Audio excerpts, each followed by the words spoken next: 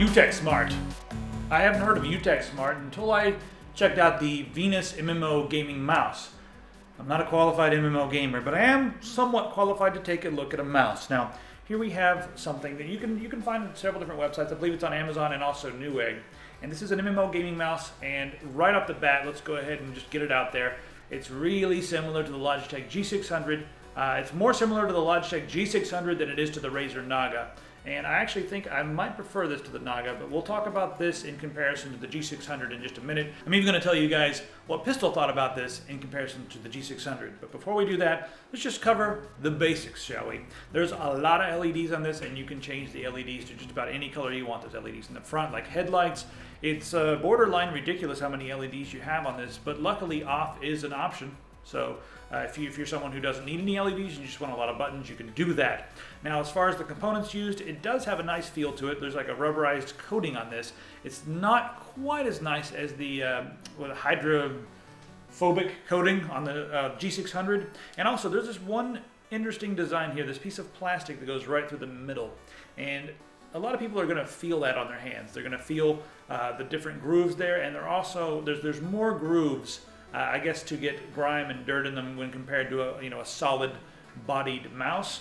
So that's something to consider. There's not an extreme amount of grooves, and I've seen some mice out there that have a million more knobs and buttons and tweaks and almost like wings on the side. So it's not ridiculous in that regard, but there are just a few things to consider here as far as the design goes.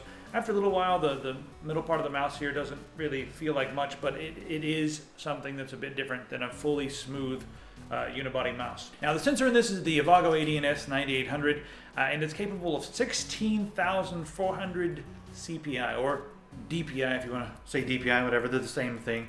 Just different people say different things.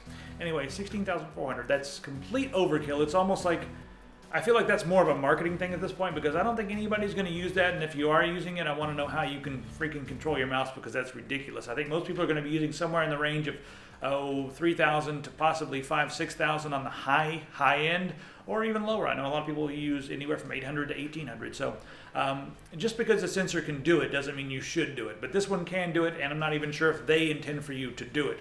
The exact model number on the sensor is the Avago A9800N 1342TD477. That's the exact model number.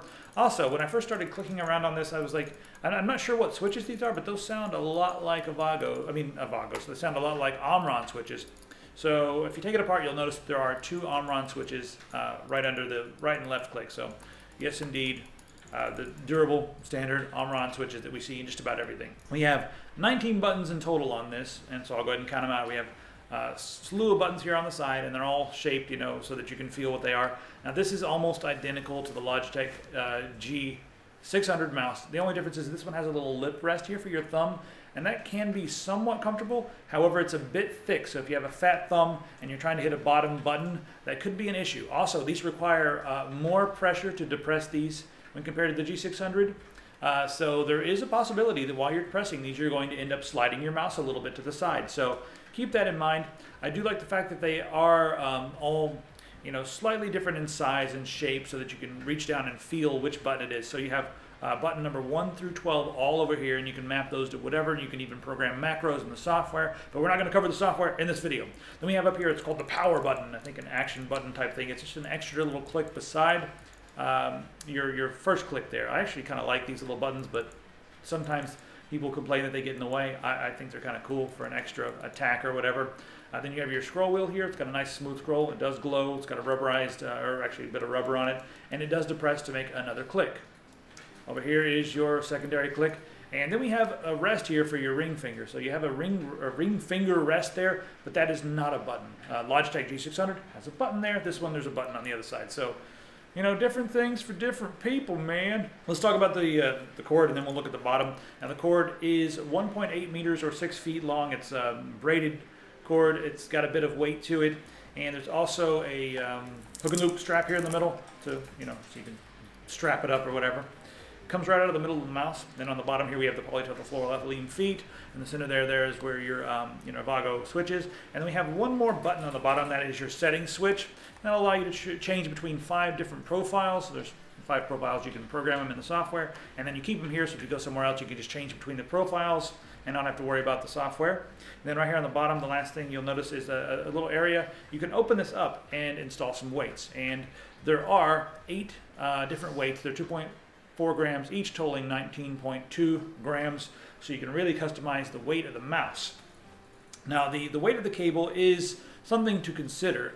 If you have a short desk and it's going off the back of the desk, it is going to put a bit of a drag or a bit of pull on there. The braided cables, some people like them because of the durability. I am on the other end of that spectrum. I do not like them because they drag a bit, and they also pull a bit on your mouse. They're heavy cables.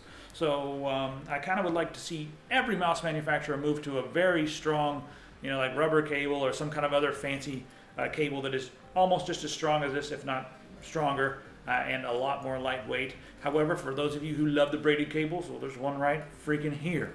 Now, let's. I think we've pretty much covered everything with the mouse. Oh yeah, the polling ratio or the polling rates. It goes from 125 hertz up to 1,000 hertz, and you can of course adjust the DPI right here with this button. And there's some LED lights to correspond with that. All right, now I'm going to regurgitate some stuff from Pistol because she's the one who really uses these and plays MMO games. She prefers the buttons in the center row on the Logitech G600 because the sizing is a little bit easier to feel exactly what you're hitting. These, you probably will get used to them, in some amount of time. Also, the coating on this one, it's not the hydrophobic coating, so the other one is really a lot better if you have sweaty hands, and also it doesn't show fingerprints as much. I don't really have any problem with this personally at all. Most of the mice that I use have almost the exact same coating on it, so I'm okay with this. And she prefers the ring click button over here. I think I prefer the little button there, but it's different things for different people. Overall, the build quality on the Logitech does feel more solid. It's also more of a, the back is all one piece and everything like that, so it does feel a bit more solid than this. However, these mice are in 2 separate price categories. So this one does use good pieces, and I do think to me it feels pretty well built. But she did argue with me on that point. She was like, no, the Logitech blows it out of the water as far as that's concerned. So I hope I've given you guys enough to make an educated decision. For the money, I think it's a decent way to go. I think some of the specs are complete overkill and a bit ridiculous, and I don't use MMO gaming mice at all myself. I use something much more minimalistic. But I wanted to make sure that you guys had a good, full look at this mouse, especially because it's interesting. We're seeing a lot more companies like this come over from Asia, and a lot of them do make decent quality devices. It's just that we haven't heard of them before, so it's good to take a look at something like this. So we'll be doing some more of this sort of thing in the future. I kind of like looking at companies that we haven't seen before to see what they have to offer.